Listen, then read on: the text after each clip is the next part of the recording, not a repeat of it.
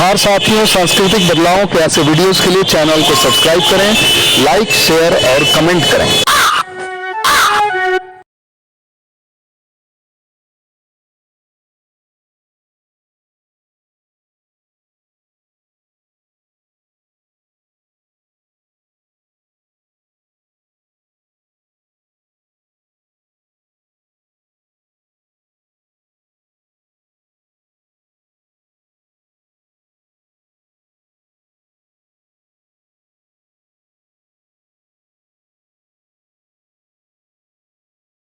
अब जैसे एक बात यदि हम कहें, ईश्वर आप मानते हैं या नहीं मानते हैं, तो इसका जवाब हम देंगे। इसके पहले ये सवाल होगा उस व्यक्ति से कि आप ईश्वर से क्या समझते हैं। अब देखिए, हम एक क्रिटिकल थिंकिंग का लेख लिख रहे थे, तो हमने कहा कि जब कोई व्यक्ति आत्मा और आत्मा में डिफरेंस नहीं करता है, मतलब सेल्फ और साउल में डिफरेंस नहीं कर पाता है, ईश्वर मतलब गॉड, मतलब एक क्रिएटर, तब एक व्यक्ति हो गया। और प्राकृतिक शक्तियां, नेचुरल शक्तियां, वो नेचर का नियम हो गया। दोनों का डिफरेंस क्या है? जब हम प्राकृतिक शक्ति को ईश्वर मान लेते हैं, व्यक्ति मान लेते हैं, तो हम लोगों के बीच कोई व्यक्ति उसका एजेंट बन जाता है। और जब उसको प्राकृतिक शक्तियां मान लेते हैं, तब उसका कोई एजेंट नहीं हो सकता। तब मेरा कोई एजेंट होगा जो उस प्राकृतिक शक्तियों को मेरे अनुकूल करेगा, एक लेंस लगाएगा जो उस लाइट को जो है एक इंसिडेंस इस तरह से किसी बिंदु पर करेगा कि वो कंसंट्रेट होकर के चीजों में आग लगा देगा। तो ये बेसिक डिफरेंस है गॉड में और नेचुरल फोर्सेस में, समझ रहे हैं ना? तो ये जो बेसिक डिफरेंस है कि कोई व्यक्ति अब डिफरेंशिएट नहीं कर पा रहा है कि नेचुरल फोर्सेस और गॉड एज ए पर्सन क्या डिफरेंस है। पुनर्जन्म, इसी शरीर में पुनर्जन्म लेना और मरने के बाद पुनर्जन्म लेना, इसमें अंतर है। एक व्यक्ति चपरासी में पैदा हुआ और प्रधानमंत्री बन कर करके और एक बड़ा सा व्यक्ति बन कर करके, तो एक ही शरीर में उसका कई पुनर्जन्म हुआ। और विज्ञान नहीं कहता है कि इस शरीर के समाप्त हो जाने के बाद फिर चेतना उसी रूप में आ सकता है। बुद्ध से भी पूछा कि क्या पुनर्जन्म होता है? बोले हाँ होता है। बोले कि आप तो पिछली बार बता रहे थे कि नहीं होता है। बोले हाँ नहीं होता है।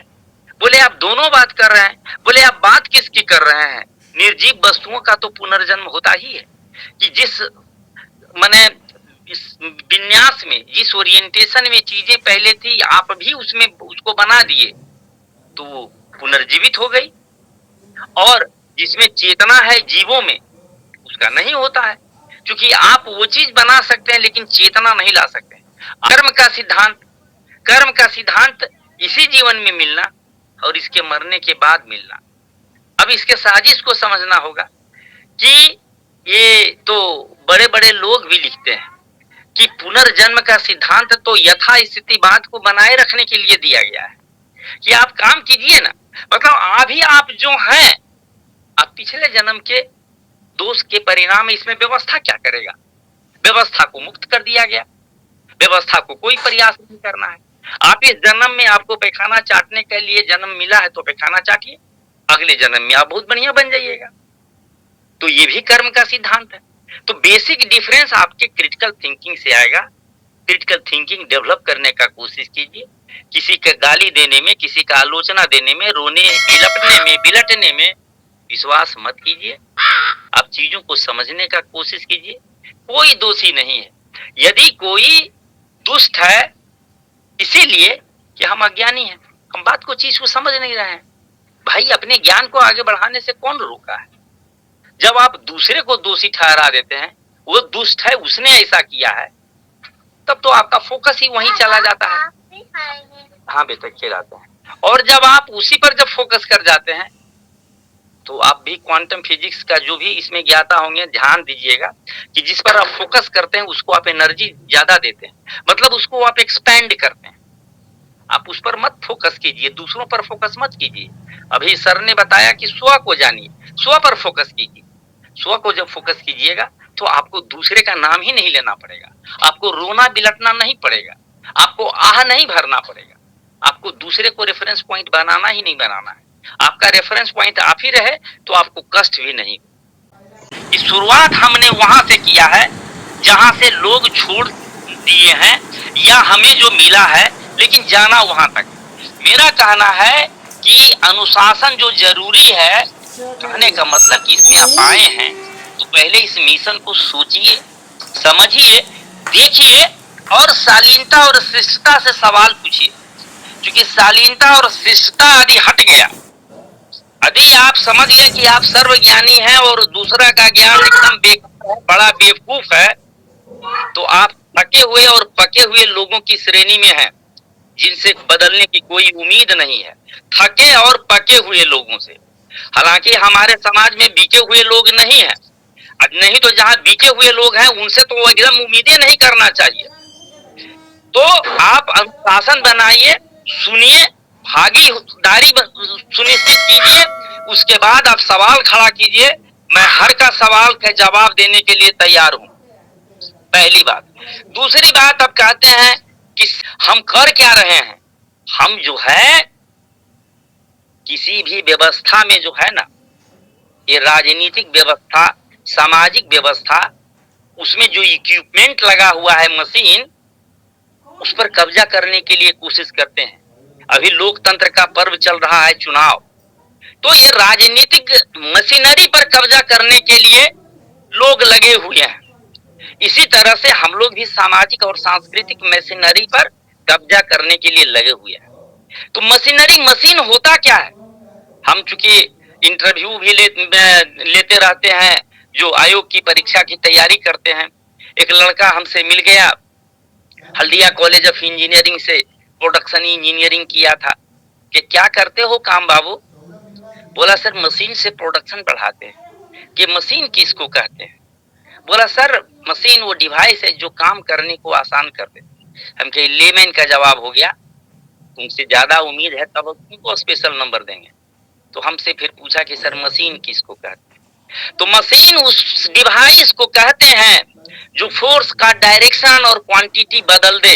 फिर से दोहराते हैं, मशीन उसको कहते हैं जो फोर्स का डायरेक्शन और उसकी मात्रा को बदल दे, मशीन उसको कहते हैं। तो ये जो मशीनरी जो है, ये राजनीतिक मशीनरी, सामाजिक मशीनरी, ये जो सांस्कृतिक मशीनरी, इस पर कब्जा करो भाई। ये जो है फोर्स का डायरेक्शन बदल देगा, फोर्स का क्वांटिटी बदल देगा। तो पहले आप सनातन का आलोचना जो कर रहे हैं, तो सनातन का मशीनरी पर कब्जा तो करो। कब्जा कर नहीं रहे हो और बाहर से विद्वता दिखाए जा रहे हो। अरे भाई, जो मेरे बंधु भाई जो इस मशीनरी पर कब्जा करने के लिए सजग हैं और इस मशीनरी पर कब्जा करने के लिए ही यह राष्ट्रीय पुरोहित मिशन है और इसके साथ शोध संस्थान है, तो हमको किसी के सापेक्ष नहीं होना है। हम सब के लिए दरवाजा खुला हुआ रखेंगे। सबको आओ भाई, हम छोटे छोटे और ये जो छोटी छोटी बात और छोटा छोटा लक्ष्य, छोटा छोटा अभिवृत्ति, एटीट्यूड नहीं रखेंगे। हमारा तो एटीट्यूड इतना बड़ा है। फिर एक बार आते हैं बुद्ध पर। हमने कहा इंटेलिजेंस, एक आध बार पहले भी बताए हैं, आज भी बता देते हैं। इंटेलिजेंस क्या होता है? इंटेलिजेंस आपको और हमको भी जरूरत है। जो ये मशीनरी पर कब्जा कर रहे हैं उनको भी, जो नहीं कर रहे हैं, जो भी जो व्यवसाय कर रहे हैं या नौकरी कर रहे हैं, सबको इंटेलिजेंस की जरूरत होती है। तो इंटेलिजेंस क्या है? कि बदलते हुए इन्वायरमेंट को समझ लेना और उसके अनुकूल अपने को ढाल लेना, यही तो इंटेलिजेंस है।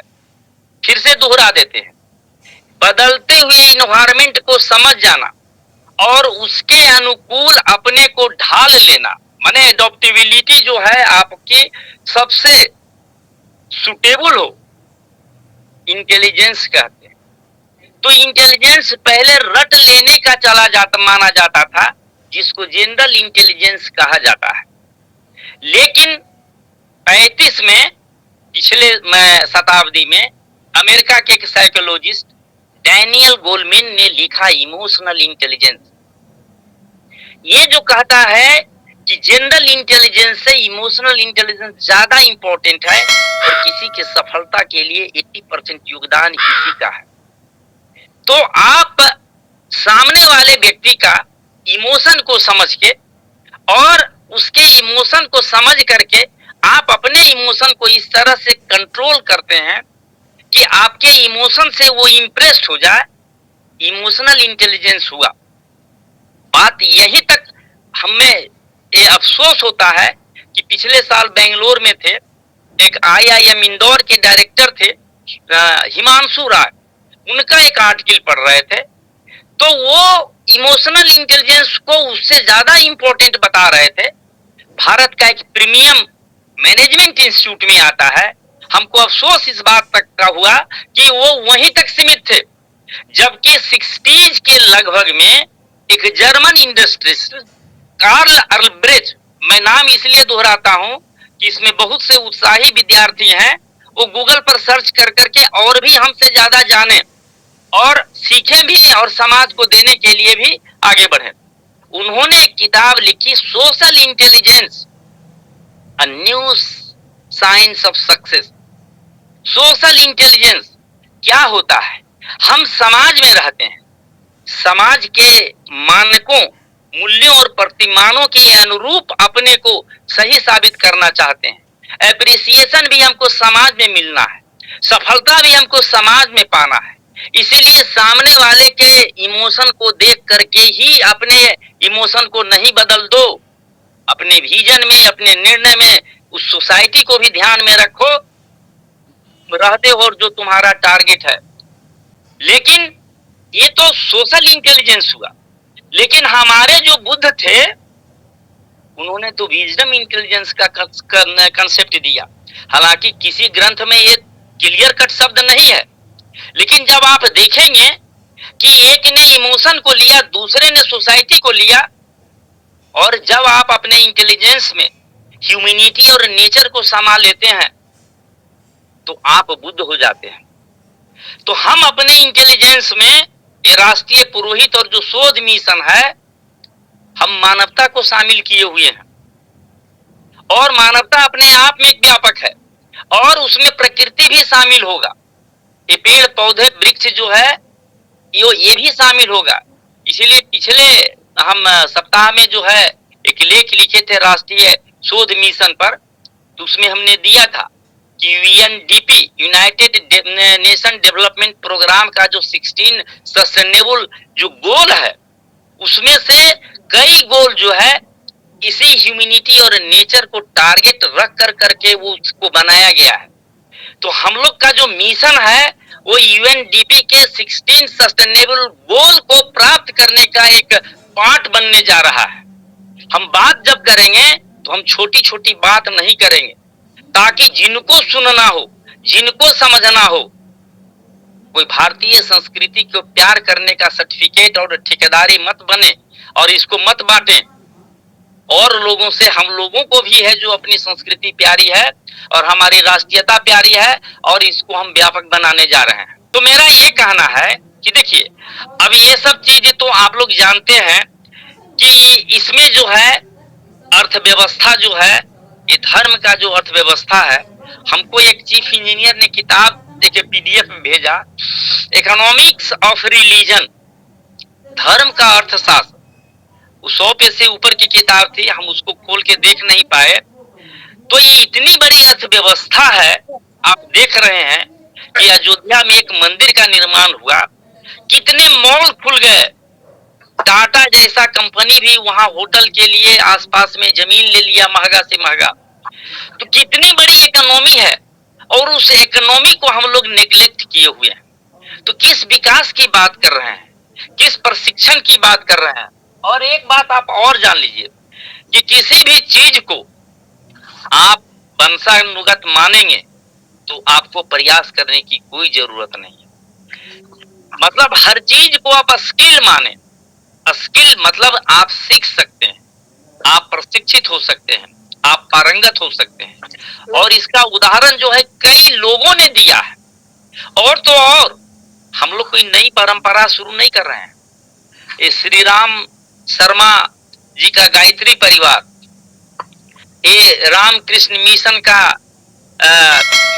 कौन समाज तो कहता है आर्य, इनका फिर जो है दयानंद एंग्लो का आर्य समाजी मिशन, फिर रामकृष्ण मिशन का जो है उनका, और आप कई अर्जक संघ का, कई मने जो है इस सनातनी तथा कथित सनातनी परंपरा में भी नए नए शुरुआत हुए हैं और लोग आगे बढ़े हैं। मतलब हम लोगों को इसको और व्यवस्थित और इसको विस्तारित करने में कोई समस्या नहीं है और युवा वर्ग को भी इसमें शामिल किया जाए। ये उद्यमिता का प्रशिक्षण है। यहाँ पर एक भ्रम को आप लोग दूर कर लीजिएगा कि ये पुरोहिती से लोहा के फैक्ट्री का क्या योगदान है, तो आप लोग व्यवसाय को नहीं जानते हैं, उद्यमिता को नहीं जानते हैं। उद्यमिता में सीखना क्या होता है? उद्यमिता में पर्सनेल को मैनेज करना होता है कि काम कैसे करवाया जाता है और सामान को कैसे बेचा जाता है। सामान में भी गुड्स और में भी सर्विसेज। सामान कैसे तैयार किया जाता है और कैसे उसको बेचा जाता है, और अर्थव्यवस्था जो है उसमें फिनांस कैसे उसका व्यवस्था किया जाता है, उसको कैसे रेगुलेट किया जाता है। इतना ही तो कंपोनेंट है उद्यमिता का, बिजनेस का। चाहे आप जूता का कारोबार कीजिए या हवाई जहाज बनाने का कारोबार कीजिए, पुरोहिती में भी यही स्किल है। तो जो पुरोहिती में आते हैं, एक आसान सा एक व्यवसाय है जिसको समाज का समर्थन मिला हुआ है। आप उस व्यवसाय को पनप सकते हैं। आप जो है उसमें अपना और अपने परिवार का तो एकदम शुरुआती से ही आप संचालन कर सकते हैं, और स्किल डेवलप करने के बाद आप इसको दूसरे तीसरे फील्ड में डायरेक्टली या इनडायरेक्टली उतार ले सकते हैं। तो युवाओं के लिए भी, और ये जो रिटायर्ड पर्सन हमारे हैं, तो आप जान लीजिए कि रिटायर्ड पर्सन में इतना संरचनात्मक उसका जो स्ट्रक्चरल एक सिंटेक्स है, एक आप कहिए कि ओरिएंटेशन है कि आपको ठहर के सोचना होगा। सेवानिवृत्त लोग मतलब होता है, कई शब्द सेवानिवृत्त से ही आ जाता है। क्या? एक योग्यता कि कुछ वो चुने हुए लोग थे, वो जनरल लोग नहीं है, कुछ विशेष योग्यता वाले लोग हैं, वही सेवानिवृत्त हो सकता है। और एक लंबे काल में करने के बाद उनको एक अनुभव भी ज्ञान प्राप्त होता है।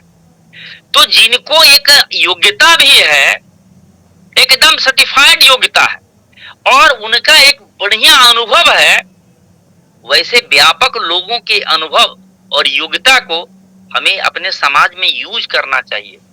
वैसे संस्कारक पुरोहित यदि बनते हैं और हमारे यहाँ आते हैं और उनकी पूजा में यदि शुरू होना भी 1 घंटा बचा हुआ है या रात में रुक गए, तो समझिए कि कितने लोगों को अपने जीवन अनुभव और योग्यता से वो लाभान्वित करेंगे कि दूसरा तो परंपरागत व्यक्ति कर ही नहीं सकता है। तो हम उनसे जो लेंगे उनको क्या दे रहे हैं? उनको एक खुशी दे रहे हैं, उनको जीवन का एक उद्देश्य दे रहे हैं जिसके लिए वो जीवन जीना चाहेंगे। कल भी वो चीफ इंजीनियर साहब से कभी लंबी लंबी बात होती है। अब्राहम मैस्लो का जो हायरार्की ऑफ नीड्स था उसके बारे में बात कर रहे थे। तो जो सबसे ऊपर का जो होता है वो होता है सेल्फ एक्चुअलाइजेशन। उनका जो कंसेप्ट है कि आत्मतुष्टि, आदमी वही काम करना चाहता है अंतिम समय में जिससे उसको आनंद मिले, जिसको लगता है कि हम अचीव कर लिए जो हम पाना चाहते थे। तो एक रिटायर्ड आदमी को जब आप ये काम देंगे तो उसको एक अनुभूति होगा कि नहीं, हम समाज के लिए कुछ कर पाए, और इतना आनंदित होगा, इतना वो समर्पित होगा कि मोस्टली जो रिटायर्ड पर्सन होते हैं, एक तो पेंशन भी मिलता हुआ होता है क्योंकि पुराने लोग होते हैं, बाल बच्चा भी सेटल किया हुआ होता है, और वो जिस समाज से जिस लोग से जुड़ेंगे, आप समझ लीजिए कि वो तो अपना मैक्सिमम भी देना शुरू करेंगे। हम जानते हैं कि आज कुछ श्रोता जो हैं वो अपना मैक्सिमम दे रहे हैं, वो पुरोहित हुए हैं न हुए हैं, लेकिन उनका संस्कार ऐसा बना हुआ है कि उनके विजन में आ गया है कि हमको सोसाइटी को देना है, हमको समाज को देना है, लेके जाना कुछ नहीं है, और हम यदि नहीं देंगे तो हमको जाने वक्त जो है अपूर्णता का बोध होगा, लगेगा कि हमको जो कुछ करना चाहिए था जो नहीं किए हैं। तो ऐसे भाव वाले जो लोग हैं, इनको संस्कारक पुरोहित बनाइए, उनको समझाइए, उनको जोड़िए, उनसे रिक्वेस्ट कीजिए। इस समाज को क्या क्या देंगे इसका वर्णन हम नहीं कर सकते हैं, ये वर्णन तो वो खुद नहीं करेंगे। उनको भी पता नहीं है कि उनसे जो धार फूटेगा उस अमृत से कितना आदमी लाभान्वित होगा। तो ये सब जो इसके जो प्लस पॉइंट है, और हमने शुरू से ही कहा कि मशीनरी पर कब्जा करना है, तब न किसी का बुलडोजर गिरा देता है। तो मशीनरी जो है फोर्स का डायरेक्शन और क्वांटिटी बदल देता है, उस पर कब्जा करने का प्रयास हम लोग कीजिए, विवाद पहले शुरू मत कीजिए। और जिनको जो सवाल खड़ा करना है, निरंजन सिन्हा जो है तैयार है संतोषप्रद जवाब देने के लिए। चाहे आप सवाल फिलोसफी का पूछें, सवाल आप क्वांटम फिजिक्स का पूछें, साइकोलॉजी का पूछें या लाइफ का पूछें। हालांकि हम सिविल इंजीनियर हैं, लेकिन हम संस्कृति और इतिहास पर तो नहीं, इतिहास दर्शन पर, हिस्टोरियोग्राफी पर हम जितना लिख दिए हैं। हमारे बिहार में एक इंस्टीट्यूट है, पाली का एक फेमस इंस्टीट्यूट है, नव नालंदा महाविहार डीम्ड यूनिवर्सिटी है। उसके लाइब्रेरी में जब हम खोजना शुरू किए इतिहास दर्शन का किताब, तो हम 4-5 किताब निकाले, लेकिन जो हम किताब में लिखे हैं, एक किताब में एक चैप्टर मिला, बाकी किताब में सब घिसा पिटा हुआ बात था। तो हम इस पर ज्यादा नहीं कहेंगे, लेकिन जिनको जो सवाल है, राम मिलन जी के बाद जो है हम सवाल जवाब अशोक जी भी करेंगे और भी करेंगे। आप अपना सवाल नहीं, अपना सवाल तो कीजिए ही, दूसरे लोगों का भी सवाल जो बेतुका और फालतू भी लगता है, लेकिन सवाल है, उसको आप रखिए।